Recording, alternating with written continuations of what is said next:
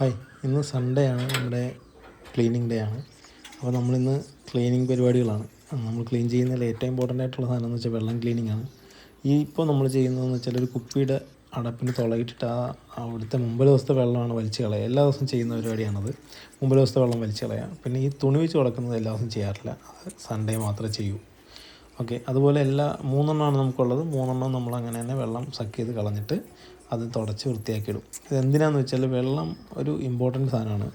കോഴിയുടെ ഹെൽത്തിനെ ഏറ്റവും കൂടുതൽ ബാധിക്കുന്നതെന്ന് വെച്ചാൽ നമ്മൾ നല്ലപോലെ നോക്കിയിട്ടില്ല എന്നുണ്ടെങ്കിൽ വെള്ളത്തിൻ്റെ വൃത്തിക്കുറവ് ഭയങ്കരമായ ബുദ്ധിമുട്ടുണ്ടാക്കുന്നതാണ്.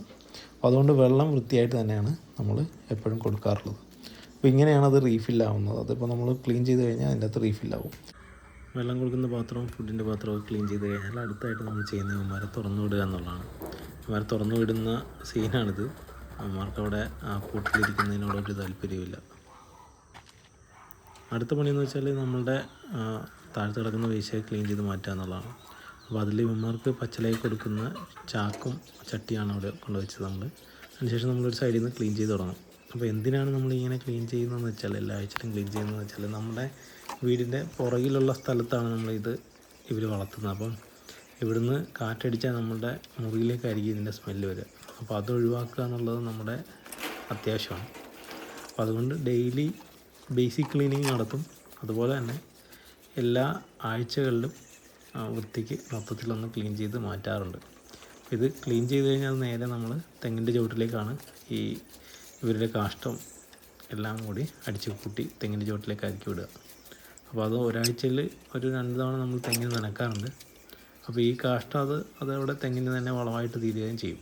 അപ്പോൾ അവിടെ നിൽക്കുന്ന എല്ലാ ഒരു വേപ്പുണ്ട്, ഒരു നാരകമുണ്ട്, അങ്ങനെ കുറച്ച് സാധനങ്ങളൊക്കെ അവിടെ നിർത്തിയിട്ടുണ്ട് നമ്മൾ. അപ്പോൾ അതിൻ്റെയൊക്കെ ചുവട്ടിലേക്കാണ് നമ്മളിത് അടിച്ചു കൂട്ടുക. കുറച്ച് കഴിയുമ്പോൾ ഇവന്മാരെല്ലാം വലിച്ച് അതിൻ്റെ അകത്തുനിന്ന് എടുക്കും. എന്നാലും നമുക്കൊരു ബേസിക് ക്ലീനിങ് നടക്കും.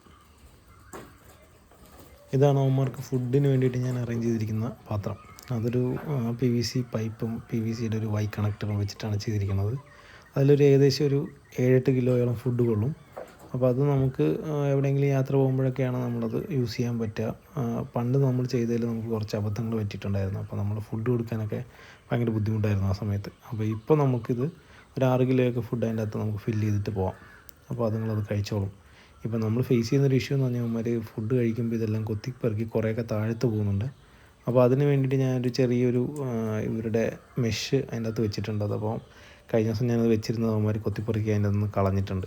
അതാണ് ഇപ്പോൾ ഇതിൻ്റെ അകത്ത് വേസ്റ്റ് വന്നിരിക്കുന്നത്. അപ്പോൾ അത് നമ്മൾക്കൊന്ന് കറക്റ്റായിട്ട് എന്താണ് ചെയ്യാൻ പറ്റുക എന്നുള്ളത് നോക്കണം. അതുപോലെ തന്നെ ഇതാണ് നമ്മുടെ വെള്ളപ്പാത്രം ഇതുപോലെ തന്നെ ഒരു 3 ഇഞ്ചിൻ്റെ പൈപ്പ് മേടിച്ചിട്ട് അതിൽ 1.5 മീറ്റർ ഹൈറ്റ് ഉണ്ട് അതിന്. അപ്പോൾ ഏകദേശം ഒരു 6-7 ലിറ്റർ വെള്ളം അതിൻ്റെ അകത്ത് കൊള്ളുമായിരിക്കും. അപ്പോൾ അതിന് ചുറ്റും നമ്മളിപ്പോൾ ആമസോണിൽ നിന്ന് മേടിച്ച ഇതുപോലത്തെ ഒരു, നേരത്തെ ക്ലീനിങ്ങിന് ഞാൻ കാണിച്ചില്ല, അതുപോലത്തെ ഒരു പാത്രമാണ് അതിൻ്റെ അകത്ത് വെച്ചിരിക്കുന്നത്. അപ്പോൾ അത് തനിയെ റീഫില്ലായിക്കോളും ഇവർ കുടിക്കുന്നതനുസരിച്ച്. അപ്പോൾ ഇത്രയൊക്കെയാണ് നമ്മുടെ ക്ലീനിങ് പരിപാടികൾ. ഏകദേശം ഒരു 45 മിനിറ്റ് അല്ലെങ്കിൽ 1 മണിക്കൂർ എടുക്കാറുണ്ട്. അപ്പോൾ ഇത് കഴിഞ്ഞിട്ട് നമ്മൾ കുറച്ച് പച്ചപ്പുല്ല് പറിക്കാൻ വേണ്ടി പോകും ഇവർക്ക് വേണ്ടിയിട്ട്. അത് കഴിഞ്ഞാൽ ഇന്നത്തെ ഇവന്മാരുടെ കൂടെയുള്ള പരിപാടികളൊക്കെ കഴിയും. അപ്പോൾ ഇത്രയൊക്കെ ഉള്ളൂ. അപ്പോൾ അടുത്ത വീഡിയോയിൽ കാണാം.